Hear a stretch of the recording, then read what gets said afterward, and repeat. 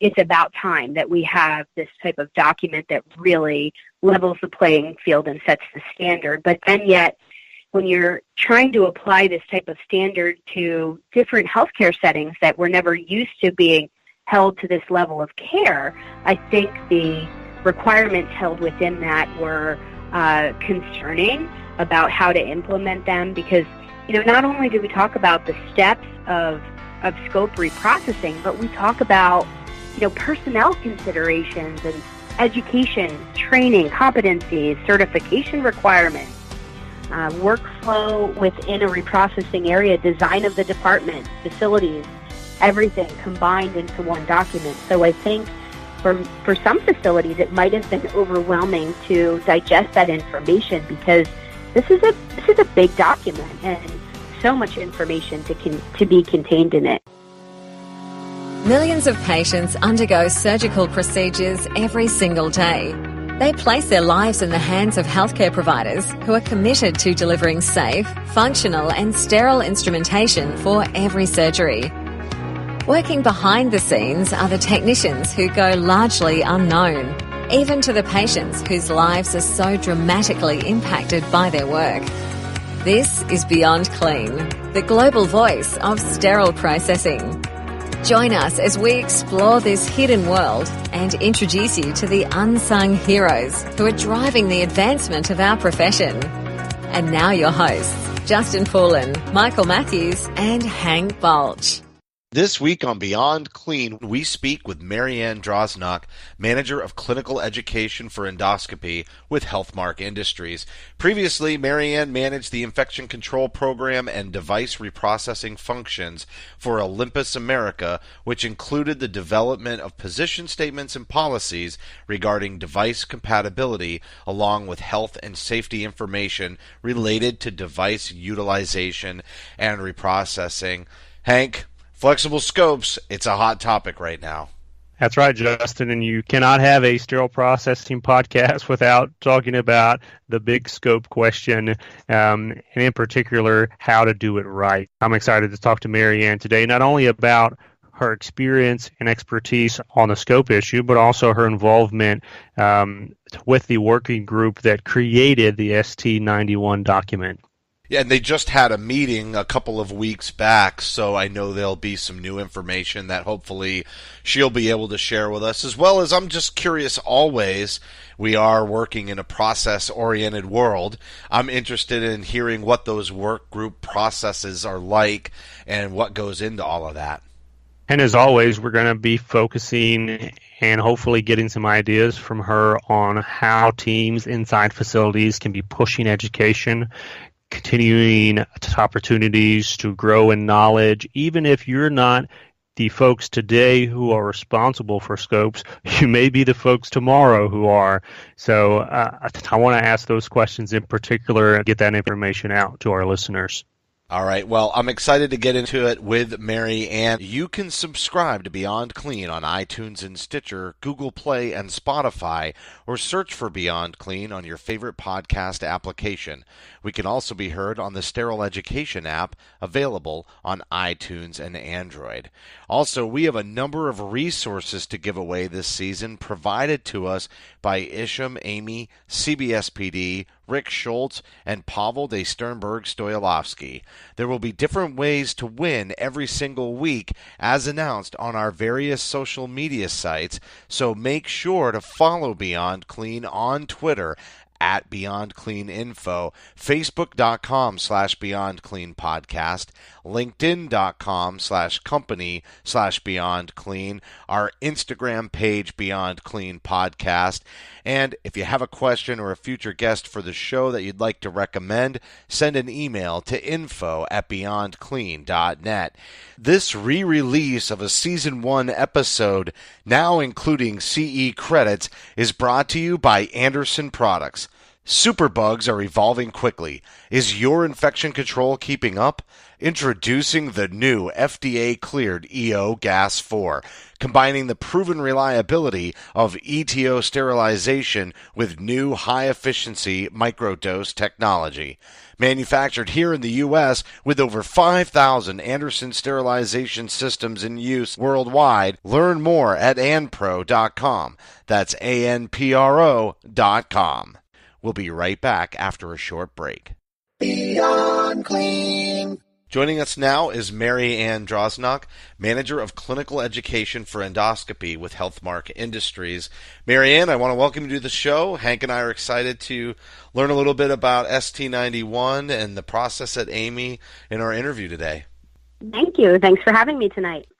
Why don't we just start with a little bit of your background, maybe introduce yourself to our listeners. We have had a lot of interviews that way lately, but would be nice to have you back on in the future, and maybe we won't have to dive in and introduce you to our listeners. But for those that aren't familiar with your work, give them a little bit of a background. As Justin said, this is Mary Ann Drosnock, and I'm Manager of Clinical Education at Healthmark Industries. In addition to that, I'm also co-chair of the Working Group 84, which is responsible for writing the AAMI document ST91, which is the national standard for flexible and semi-rigid endoscope reprocessing in healthcare facilities.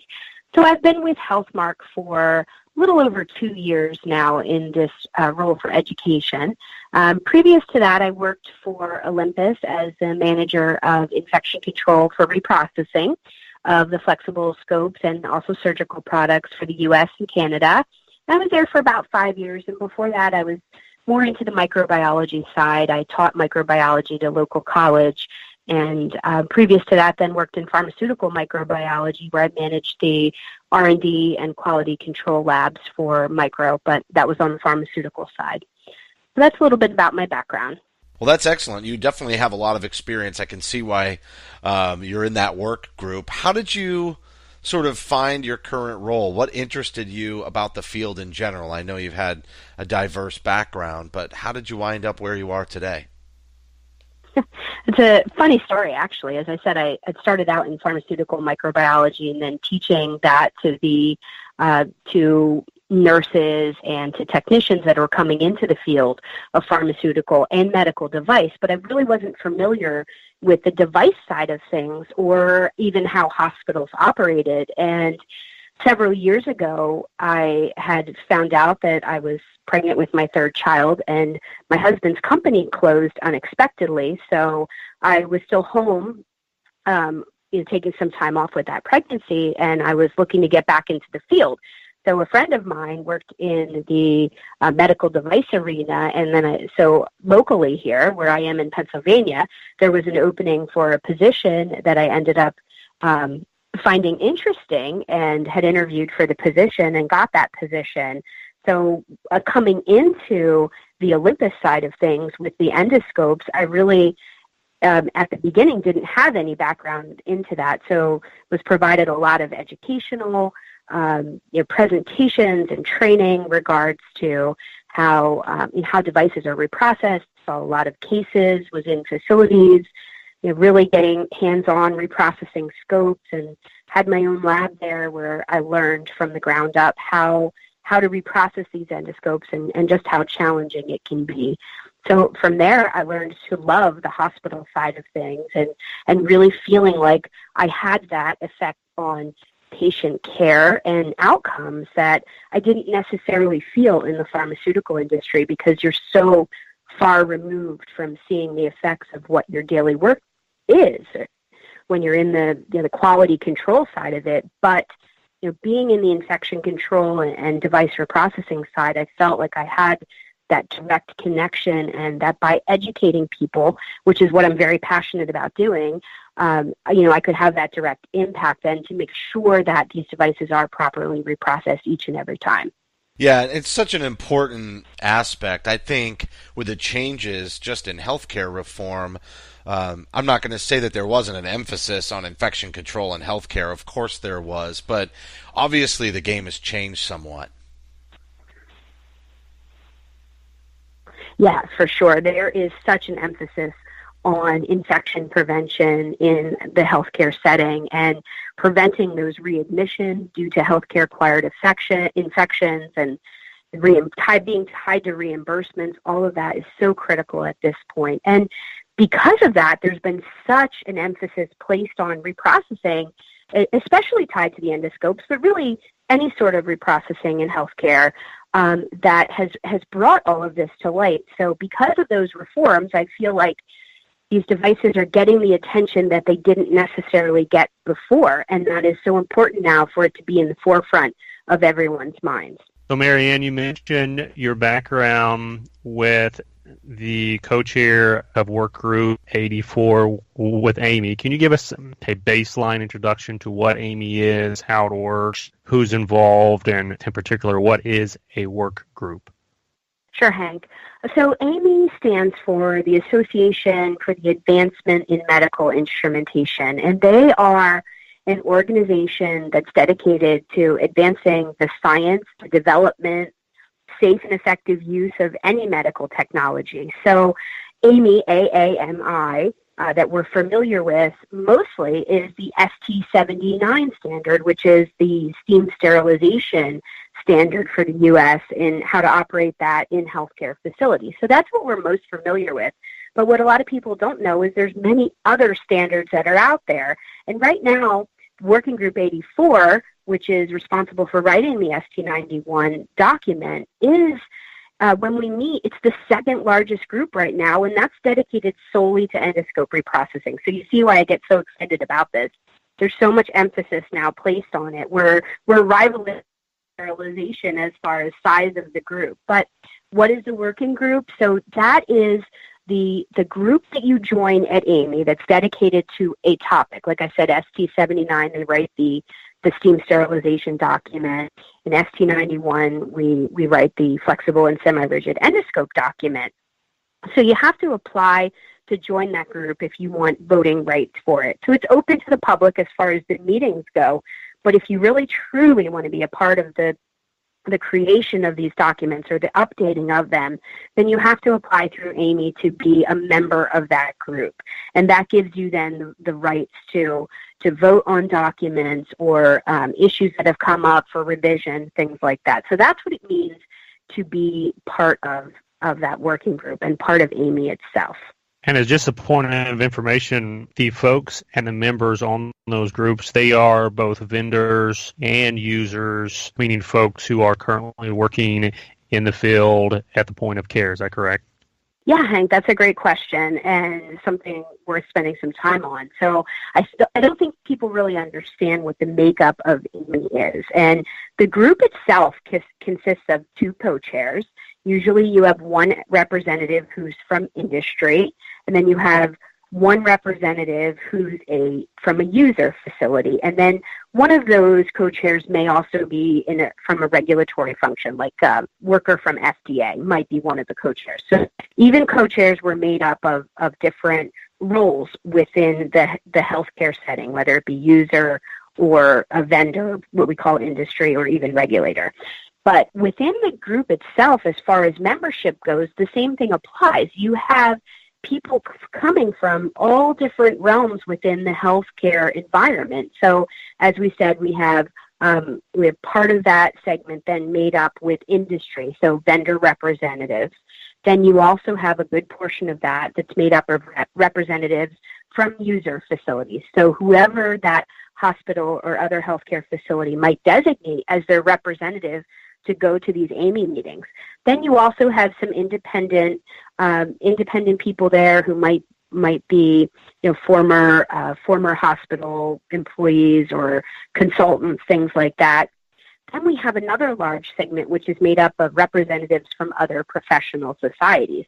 So we talk about gaining consensus from different organizations that are out there. Well, within AAMI, we solicit the membership then from these other professional societies. So, for example, on ST91, we have attendees from SGNA, from ISHM, from ASGE, from APIC.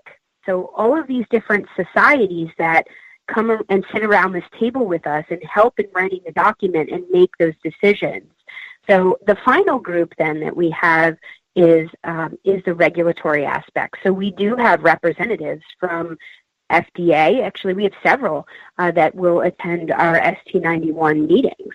And the same thing applies then to the other groups. So you get this fair balance between the different aspects and the different segments of who would be involved in the healthcare setting. I love that setup in particular because it gives equal voice regardless of where you're coming from. As you say, you can be from the FDA or you can be a sterile processing or endo leader in a hospital, and you still get the opportunity to stand up and say yay or nay, or, maybe can we change this? And he said try to move toward a consensus that is agreeable, not just is this the best practice and the best recommendation that we can give, but what is it going to impact across that spectrum of industry and user side of things?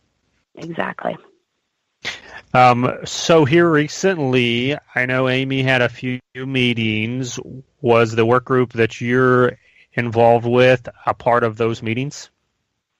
Yeah, we actually met last week, so that was mid-October, and we devoted a full day and a half to the discussion of ST91, and we're actually in the process of updating this document as we speak.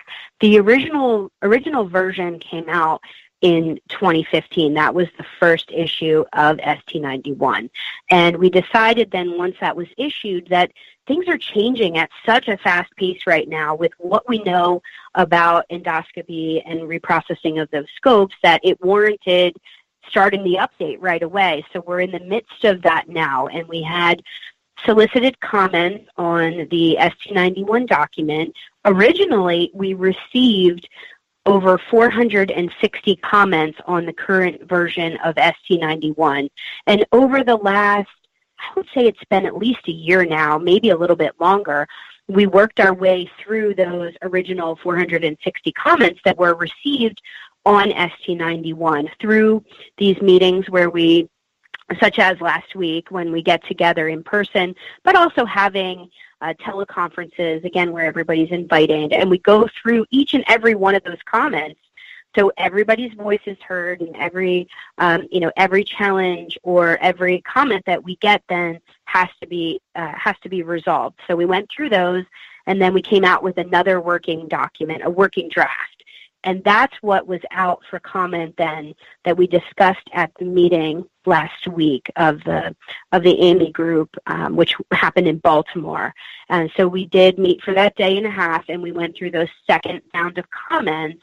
To that end, then we went from 460 comments the first time down to, I think it was around 320 comments that we received the second time around. So, yeah, so still a lot of information and comments out there. We made it through a little over half of them in a full day and a half meeting in person. So it is very time-consuming and a lengthy process to make sure that everybody's voice is heard, and really working through where we are today and where we need to be in the future. So it's quite a long and involved process to get these documents updated.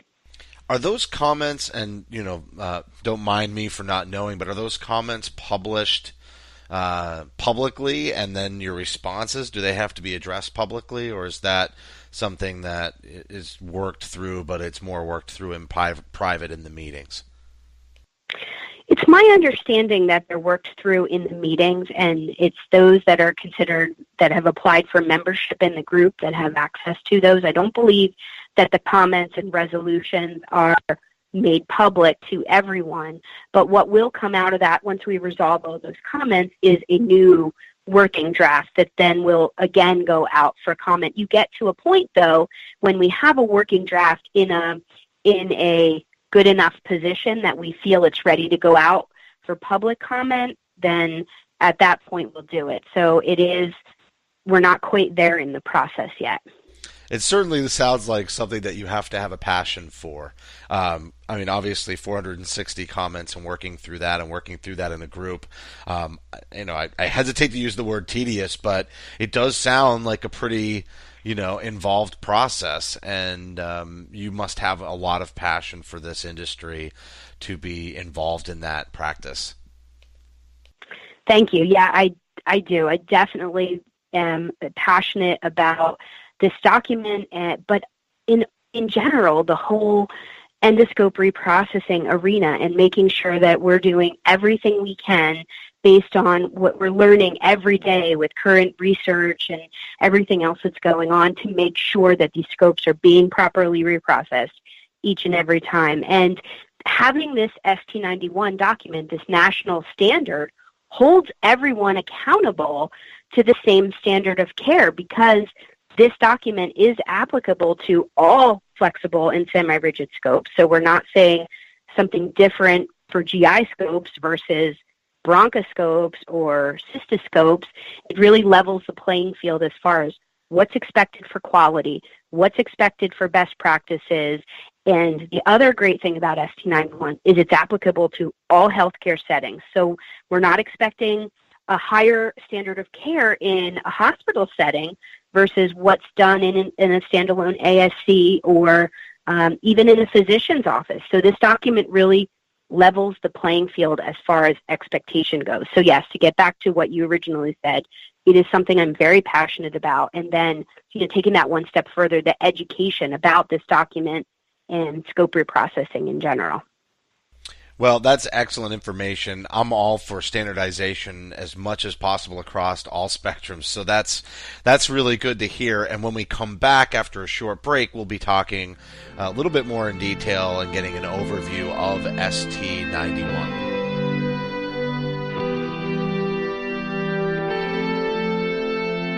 We are back with Mary Ann Drosnock, Manager of Clinical Education for Endoscopy with Healthmark Industries. And now we're going to get a little bit more in-depth overview of ST91. Let's go right to the beginning, Mary Ann. Let's talk about the background to ST91. Why did it come about? How was it formed? And I think, as you said early on, everybody's very familiar with ST79, but now let's talk about 91 and what this one is all about.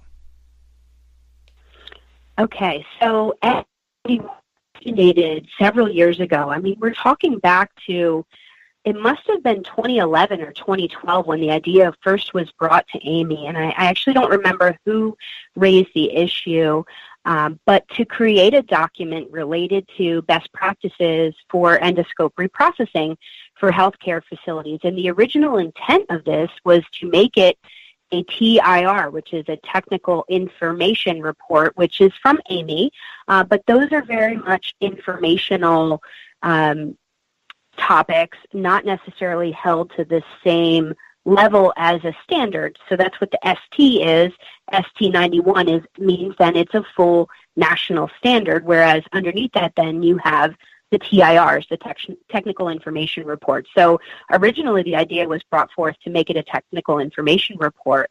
And when the group first got together then, again, I think that was 2012, early in the year we started and we were talking about this and the importance of it and how there were different recommendations out there based on the type of scope that you're reprocessing or the professional society that you follow.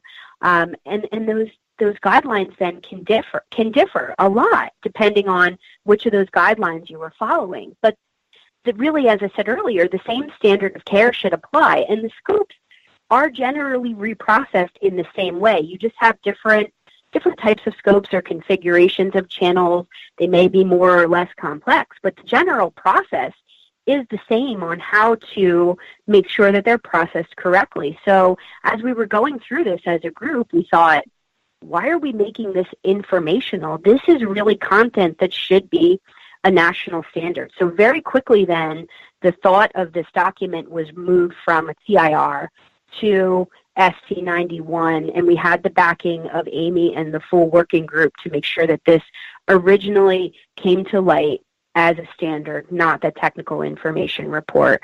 And as I said, we worked then through those first couple years and issued the first version, which is still the current version of ST91, which was released in 2015. So, Mary Ann, I remember, I believe I was a sterile processing manager at the time. that ST91 came out, and when I first heard of it, it was music to my ears. I said, "Oh, great! We have got an entire standard now. It's going to pinpoint, laser focus on these scope questions and issues." That was my perception. But overall, throughout the industry, how do you think an initial 2015 release of ST91 was received by the masses? Well, I think there was a variety of reactions. As you said, it's about time that we have this type of document that really levels the playing field and sets the standard. But then yet, when you're trying to apply this type of standard to different healthcare settings that were never used to being held to this level of care, I think the requirements held within that were concerning about how to implement them, because not only do we talk about the steps of scope reprocessing, but we talk about personnel considerations and education, training, competencies, certification requirements, workflow within a reprocessing area, design of the department, facilities, everything combined into one document. So I think for some facilities, it might have been overwhelming to digest that information, because this is a big document and so much information to be contained in it. I think it was a little easier on the hospital side of things to digest and implement, but in those other areas that they want to comply with the AAMI standards, it's taken a little more work on their end. I would imagine all of that information can lead to some misunderstandings, or again, just to dive into all of it and know it like the Bible on the back of your hand, it can be difficult. What are some of the misunderstood sections? I know there's a big push right now in terms of sterilization.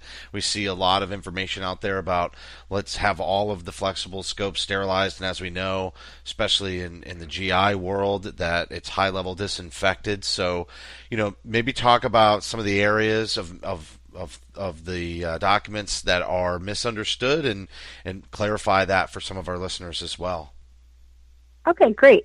Yeah, I can do that. So the first thing that I would talk about is that within ST91, there is a lot of information, a huge section on quality control and how to engineer steps in to make sure that your process is of the highest quality. So things like doing cleaning, verification, testing, and monitoring your processes and getting those feedback mechanisms that we're so used to in the sterilization realm. So I think that that's an area that people really need to focus on in this document, absorb those quality control parameters so that facilities can do the very best job that they can by engineering in these different quality control parameters. The other thing that you alluded to is sterilization. And within ST91, we have a huge section on sterilization of flexible and semi-rigid endoscopes, because there are many of them, many different types of endoscopes that can easily be sterilized. So yes, we're used to thinking about GI scopes alone, but there are many other types of scopes, bronchoscopes, your cysto, your ureteroscopes, your ENT scopes, that we classify as surgical flexible scopes. They're smaller bodies, small diameter, and many of those, not all, but many of those can be sterilized by different methods, such as vaporized hydrogen peroxide systems, ethylene oxide, things like that. So that's why there's a large section in ST91 devoted to sterilization. Now you talk about moving scope to sterilization. Well, I'll make the caveat that many of these scopes can already be sterilized. And if you look at the original classification system that we follow today, which was called the Spalding classification system, it originated in the 1960s, that says that critical devices, so those used in sterile areas, have to be sterile. And then below that, then you have semi-critical devices that will contact intact skin and things like the mucosa. This is where your flexible endoscopes fall in that semi-critical category. Now, what many people don't understand is this classification system has always said that semi-critical devices should be sterilized.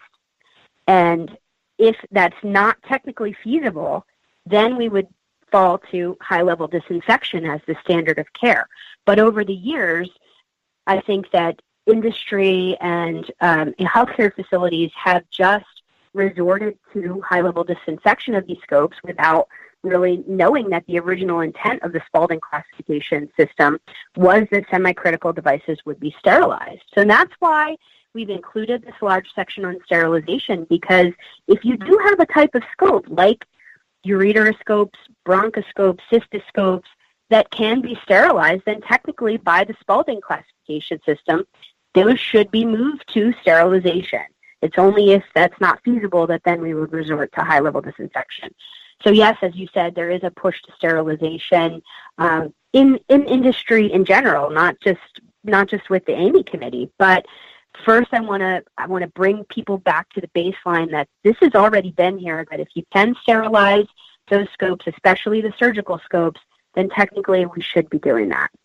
To speak from the sterile processing and endo side of things, a big misunderstanding when you start talking about sterilizing scopes, it tends to give the impression to folks outside of the hospital realm, or at least outside of those departments, maybe the end user surgeons or what have you, that it excuses the manual cleaning portion, or maybe slacking off on the cleaning side of things, because at the end of all this, it's going to go in the sterilizer, and we all know anything that goes into a sterilizer comes out sterile, right?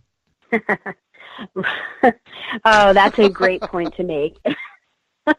And I don't want people to think that by moving to sterilization that we're excusing poor cleaning practices. That is a huge part of what discussions that have been going on in industry in general is, if things are moved to sterilization, you still have that critical importance for cleaning. That soil has to be physically removed from the endoscope or any other medical device before it goes into the sterilization method. The same applies, of course, to disinfection, but I don't want to give the impression that by facilities moving scopes to sterilization that it can then excuse poor cleaning practices. That's not obviously the intent. I just wanted to make sure that people are aware that's what the classification said originally, but we still have to stress these devices have to be completely clean before they go into disinfectant or sterilant. That is not changed. The other thing then we have to keep in mind that many facilities wouldn't be used to, if they are sterilizing scopes that are compatible, those different types of sterilizers like vaporized hydrogen peroxide systems, they do have to implement a drying step. After the milling, those devices do need to be completely dried. And that's something that facilities wouldn't be used to doing. So you really have to logistically look at that workflow if you're moving scopes to sterilization to determine what else you need to do. And I will stress still, as we talked about, the cleaning and then also that drying before it's wrapped for sterilization. That's a great point, and that goes back to the need to look at a document like ST91 that will outline that whole process, the outlay of the department, the physical setup of the department, as well as the equipment necessary and the testing of those things as well. And I just love how you went into the cleaning portion. There is that idea out there that if we can sterilize something, that automatically makes it safer. But if you're not cleaning something, just as you said, it doesn't matter which machine it's going in, the HLD or the steam sterilizer or the VPRO or Stirad, if it's not clean, it is not coming out sterile. And it's important not only from the user standpoint to remember, but also to be communicating that to patients, even who may be asking these questions as they see the news reports coming out as well. But I wanted to jump back to something that we started this segment with and just talk about when ST91 came out. There was perhaps a culture shock, if you will, maybe for some of the folks responsible for these departments. And I was wondering if you could go over some of the biggest challenges possibly that folks have had to overcome in light of trying to meet these standards that ST91 covers. That's a great point to raise, and a couple things come to mind. Something that I still get questions about very frequently is the recommendations within ST91 that have followed through then to the AORN guidelines and even to SG&A is that within ST91 we recommend to keep any reusable valves, so the buttons, valves, any of those reusable parts together with the scope as a unique set for tracking purposes through reprocessing back through storage of the scope. And that has been a challenge for facilities to implement logistically because those reusable valves don't have serial numbers on them. So that has been one thing that facilities have had a difficult time with figuring out what they're going to do with that to be able to keep the valves together. So I'm talking about the suction valve and the air-water valve and even the air-water channel cleaning adapter. Some facilities will track and keep with that scope through reprocessing and storage so that you have that unique set. And by doing so, if there would be a breach in reprocessing or an outbreak related to reprocessing of those scopes, the facility could pull the endoscope and any of the associated valves out of circulation to make sure they have all of them to do their investigation. So that's one thing that's been very challenging for facilities to implement. There are a variety of ways that facilities can do that using things like bags or different holders, or many of these valves are sterilizable, so even facilities will send them off then for steam sterilization, marking it back to the model and serial number of scope that went with. So there are different ways it can be implemented, but that's definitely something that's been challenging and misunderstood as far as ST91 implementation goes. The other has been the things like the quality control parameters that we talked about, namely cleaning verification. And this has been something that many facilities weren't doing before, but within ST91, we have a recommendation to verify the cleaning process by using some sort of cleaning verification monitor, with the timeline being that this should be done weekly or preferably daily for all scopes. So that means that at least weekly you'd be testing every scope with a cleaning verification monitor, whether that be a test for something like protein or blood residue, or there are different combination tests that test for protein, carbohydrate, and hemoglobin, or using ATP. Those are all different cleaning verification monitors. But by saying that a facility complies with ST91, then there is this expectation that cleaning verification would be done on every scope at least weekly or preferably daily. And from there, then, we see other professional society guidelines that have adopted similar recommendations, such as AORN and SG&A. AORN even has examples for when to do cleaning verification as with each scope or daily. So if you're following AORN, then you might even have more stringent recommendations for how to do cleaning verification. And then my final emphasis for ST91 of what I get questions about quite frequently is transportation of contaminated scopes, because many facilities are being surveyed and they're getting cited for improper transportation of the contaminated scopes. So after the procedure, when the scopes are going then to wherever they're being reprocessed, whether that be in endo, whether that be in central sterile, it doesn't matter because it's a contaminated medical device. It's governed by OSHA regulations. And that's why there's been such an emphasis on proper transportation. And we deal with all of that within ST91, saying that the OSHA regs say that it should be a puncture-resistant container. So you would want a solid container, and it says leak-proof sides and bottoms, again, puncture-resistant, labeled biohazardous. So that's something that many facilities think, oh, I'm just walking it across the hall, or I'm putting it in this other type of container that's not necessarily leak-proof, and thinking that that's fine. But by OSHA regulations, that's not fine. So those are some key takeaways from ST91 that I hear often from facilities that they didn't know about or have had difficulty implementing. I want to go back to your second point, too, such as doing some sort of verification, like protein testing, etc. A lot of times people when they get the data, one of the things they're scared about is what do we do once we get this additional data? And I'm wondering if there's any components in here recommending what the response would be. So let's say you're doing weekly testing. You know that scope's been used on maybe 6 or 7 patients since the last time of the testing. If it comes back positive, what does the facilities, or what are the facilities' responsibilities at that point to follow up? Right, and that's a great question. And what you bring to light is the general thought process with cleaning verification and where you implement that. So cleaning verification testing, such as protein tests, as you said, those are meant to be performed after the manual cleaning process. So you're in the sink, you've done your suctioning, brushing, flushing, all of that. You've syringe, flushed it to remove the rinse water out of it. Now you're left with having to inspect that scope, part of which is doing the cleaning verification test on it. So what we're really looking for is there any residual soil on that scope after cleaning that could potentially impair disinfection or sterilization? So it's a matter of confirming that soil has been removed from that scope individually, with the thought process being then, if you do get a positive result, that means there's still residual soil left after that cleaning process.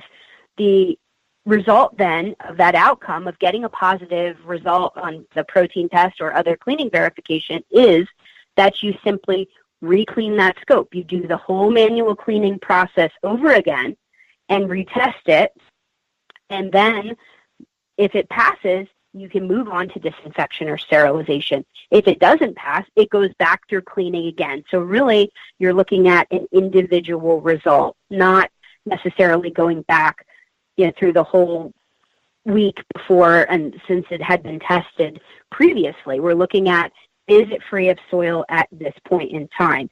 Now, something, though, to take it one step further, to keep in mind, if you would have a scope that continually or frequently tests positive after your manual cleaning process for one of these residual soil tests, then I would recommend that you do more with that. Is there something different about this scope?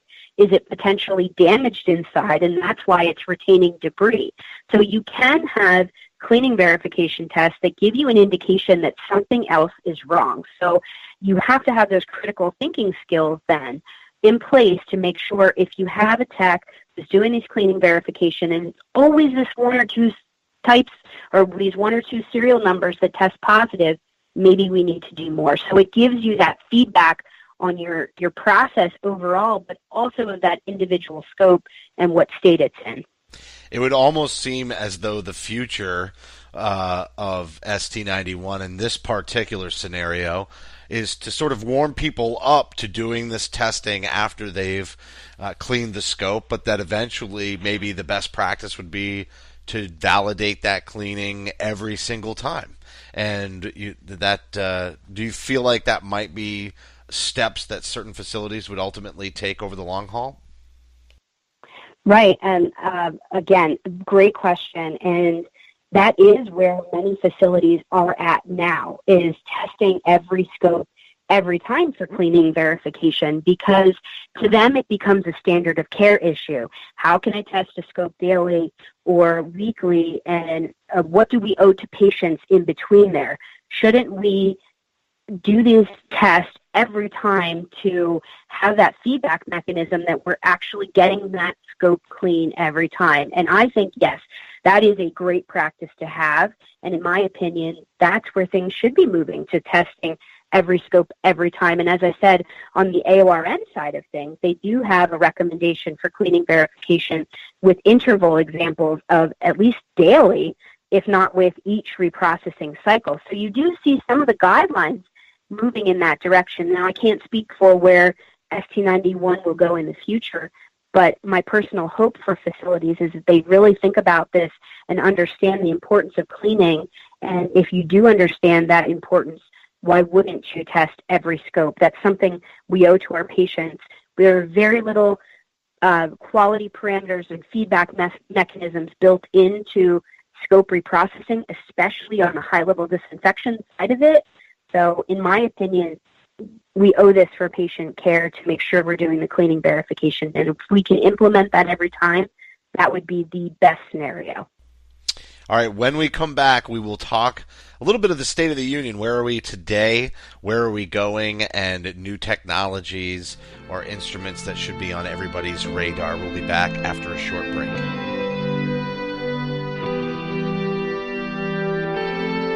We are back with Mary Ann Drosnock, Manager of Clinical Education for Endoscopy with Healthmark Industries. And Mary Ann, a few years ago, or we're a few years out, I should say, from ST91, and a number of high-profile quality issues are behind us. But where do we stand today as an industry, and especially as we're looking to the future?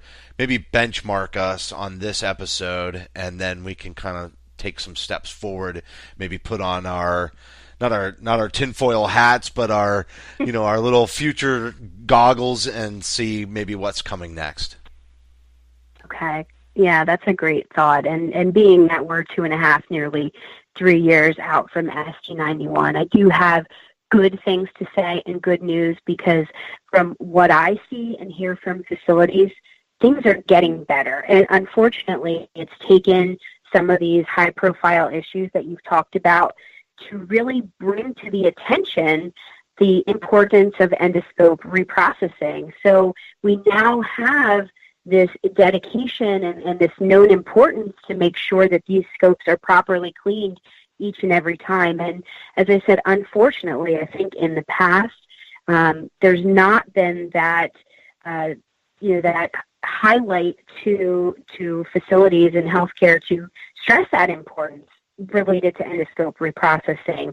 The other area where we see more stressing of scopes now than we ever did was on the infection preventionist side of it.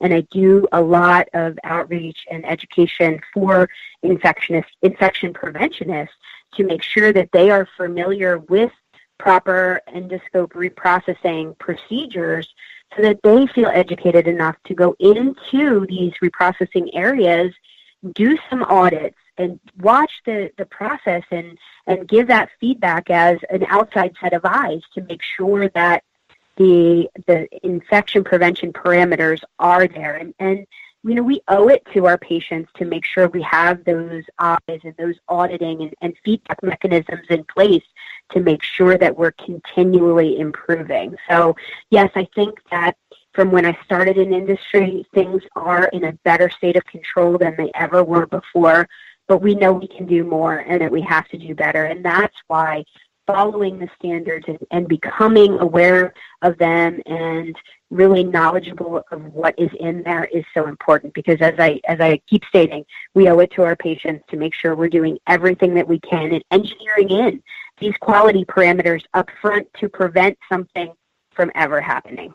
Yeah, Mary Ann, you bring up a great point, and I think it was actually the first episode that we ever did for Beyond Clean, where we talked about the importance of collaborating on the sterile processing side with your infection prevention department. But it's so true. Those are the very same advocates that you need to be driving these same standards when it comes to scope processing. And I know even from a sterile processing perspective, to a lot of us out there who are not currently responsible for scope reprocessing, maybe it's still in the endo department, we're getting pulled into these meetings, being looked upon as experts and being looked upon as folks who should be able to help improve the process, even if we don't own it in our own department. But we're sitting at the table with folks who may not be as familiar even with ST91 as we are. So it is a team effort in every facility, not just one manager's responsibility or one director. You really have to bring all those folks to the table the same way AAMI does with the formation of its work groups at the facility level. We've got to get those folks to the table who have ownership, can drive those decision-making meetings there. I wanted to bring up a question, I guess, on resources. As a leader, I know I just can't walk into a finance meeting or a budget meeting for the next fiscal year with my ST91 or my ST79 and say, this book tells me that I need things, and these are the things that I need. And expect folks, to walk out of the meeting and be like, all right, everything you asked for, there you go. On this question, though, how would you advise leaders who know they're looking at this document saying, oh, I do need to rearrange how my physical layout is, or I need another piece of this equipment. When you come into these hospitals, what are you seeing that they're often missing, could use some support to get? That's a great question. And as you alluded to, what I often see are our workflow design issues and making sure we have that flow from incoming dirty equipment out through the clean side of things. So, and we lay out in design considerations with ST91, although we recommend 2 separate rooms to have that proper workflow from dirty to clean, what do you do if you have a single room, and to really make sure that you have that proper flow of instruments through the department? So I think that is one thing that's missing, and people really need to take a critical look at their workflow. And can something be rearranged, or do you need equipment, or do you need to put a divider in place between the dirty side and the clean side? So that is one thing as far as workflow goes that I see often missing. The other thing that's so critical is proper manpower and supply of endoscopes. And I want to delve into this just a little bit deeper, because I hear from facilities so often that they're pushed to to do this faster, get through this process, or the physician is there yelling at them to make sure that that scope is turned around in 5 minutes or something like that. And that just can't happen. These are very complicated pieces of equipment and need a dedicated amount of time to do proper leak testing and manual cleaning and do the cleaning verification testing and run it through the disinfection process or sterilization process. We can't have there be a push for quicker turnaround if we want a quality process. So then that goes back to making sure that procedures are scheduled appropriately, that we take into account enough time to make sure that these scopes have the adequate attention that they need for processing after each and every case, so that they are patient ready every time we turn them back over.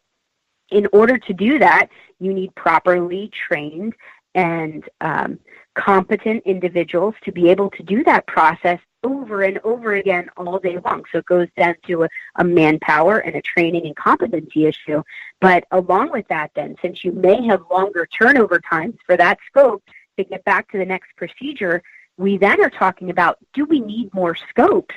If somebody is yelling at the technician to turn that scope over and clean it faster, then maybe we don't have enough scopes in stock and need to think about getting more of them. So as far as resources go, as I said, workflow, manpower, having the proper people and having them competent to reprocess those scopes, scheduling appointments, or scheduling cases to make sure that there's enough time, and you may give longer time, so you may need more scopes to accommodate those longer times. Yeah, sufficient inventory is so key. And as we kind of wrap up the third segment here, we're going to get on our Beyond Clean soapbox for you. We're going to go to education. Where are the opportunities for folks to increase their knowledge? And even to Hank's point, maybe there's going to be a transition, or maybe the sterile processing department is going to have to now become the experts in that arena where they may not have had to manage scopes so much before. Where are those opportunities to increase knowledge, and maybe just let's get them pointed in the right direction if they're listening today? Oh, great. That I am always willing to talk about education and opportunities for people that are in this industry and handling these scopes. What you may not be familiar with is within ST91, there is a statement in there that anyone processing endoscopes, whether it be in central sterile or in endoscopy or bronchoscopy lab, whatever it is, or OR, anybody reprocessing scopes should be certified, preferably as a condition of employment. So we need written into their job description that technicians either become certified within a certain amount of time, or that you hire certified individuals.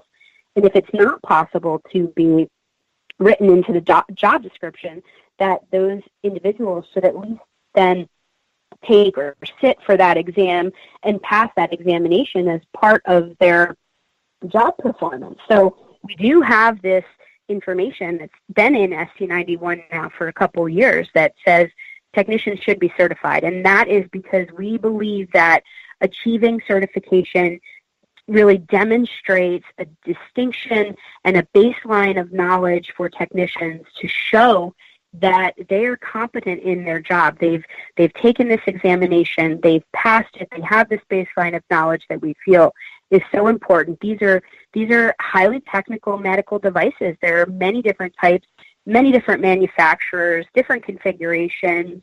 You have to know about microbiology and infection prevention and all of this. So it is very complicated to do. So I definitely recommend that anyone reprocessing endoscopes look into certification. And then if you say that your facility complies with AAMI and you want to be taking this examination to be certified. Mary Ann, thank you so much for joining us today to talk about ST91, to talk about AAMI, and to reinforce education and provide education to our listeners. Thank you for having me. That was Mary Ann Drosnock, Manager of Clinical Education for Endoscopy with Healthmark Industries. Hank, this is maybe one of our deeper dives, I want to say into the weeds, but I thought Mary Ann did a really nice job of giving us an overview and something that everybody can relate to. 460 comments that they had to answer. That is some meticulous work, and my hat's off to her. That's not something that just anybody not only can do, but wants to do and is willing to do.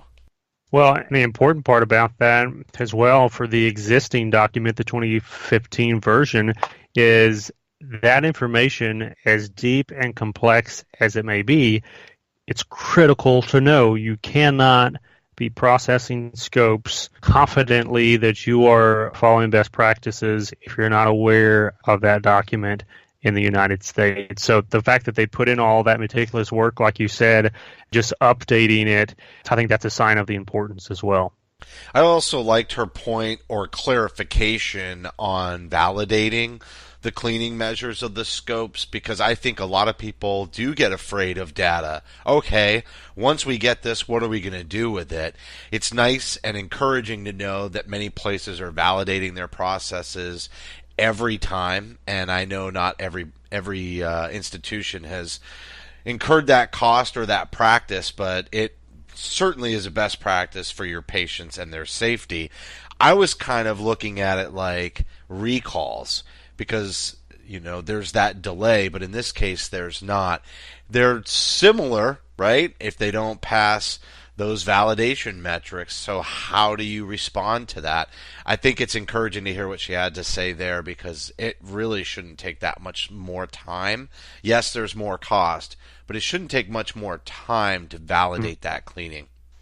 I guess that's the important distinction is currently we're asking them to validate the process. Is your cleaning process working on a regular basis on an audit of your scope process? But to your point, at some point we've got to get to the validation of the product. Is this particular scope that has gone through this particular process chain, is it clean? And ultimately, if I'm a patient, that's the answer that I care about. I'm not really concerned about how things look last week in general for that one scope. I want to know the scope that you're using on me, it passed everything that it should pass. Well, I know that you had the opportunity to tour Toyota, and I'll just say, to that point, there isn't a car getting off the line that hasn't gone through those kinds of testing metrics. That's a great point. And you know, the one thing that I did is we were walking into the Toyota factories. I was looking around the parking lot, and intentionally trying to see, are the folks who are working here driving Toyotas, because that says something about the product. And unsurprisingly, a lot of Toyotas out there. All right. That's great. I drive a Toyota too, so I'll just tell you I'm bought in. And I think the last thing I want to get at from her interview too was the whole fact about drying the scope and the importance of that. And we didn't have a time to talk to her about it, but I'd love to bring it up here as we summarize. The whole concept of flushing the channels of a scope with alcohol, I think a common misperception is that the alcohol is somehow cleaning or disinfecting those channels. But you know, if you've read your 8th edition manual from Isham, you'll know that there needs to be a certain exposure time with that alcohol for it to perform any kind of disinfecting process. It's really about drying out those channels because they don't get as much airflow through there. Moisture, after you've flushed the channels and cleaned them with enzymatic, etc., need help to dry. And that's the reasoning for using alcohol and the importance of only using that alcohol to flush and not on the exterior of the scope.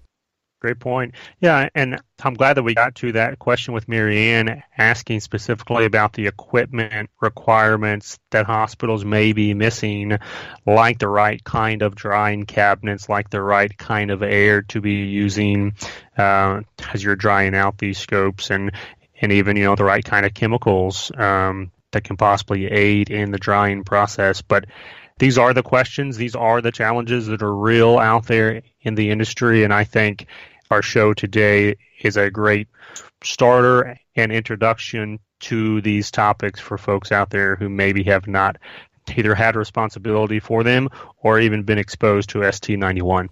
All right, well, that's going to do it for this week's show. As a reminder, you can help support Beyond Clean by subscribing on iTunes and Stitcher. Simply search for Beyond Clean.